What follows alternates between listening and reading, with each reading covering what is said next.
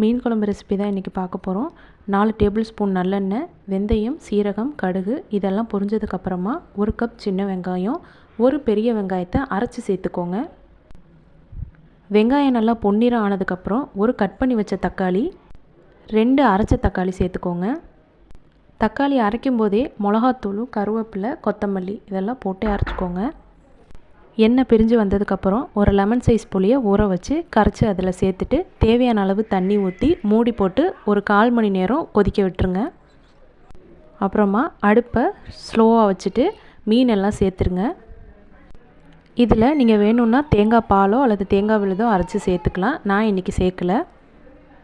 மீனை சேர்த்ததுக்கப்புறமா லோ ஃப்ளேமில் 10 நிமிஷம் கொதிக்க விட்டுக்கோங்க. அது கொதிக்கும் போதே 1/2 ஸ்பூன் வெந்தயம், 1/4 ஸ்பூன் அரிசியை நல்லா வறுத்து அரைச்சி அந்த குழம்பு கூடயே சேர்த்துருங்க. இந்த பொடி சேர்க்கும்போது குழம்பு நல்லா வாசனையாகவும் டேஸ்ட்டாகவும் திக்காகவும் இருக்கும். கடைசியாக கட் பண்ணி வச்ச கொத்தமல்லி, கருவேப்பிலை, 1 ஸ்பூன் தேங்காய் எண்ணெய் ஊற்றி அடுப்பை ஆஃப் பண்ணிட்டிங்கன்னா குழம்பு ரெடி.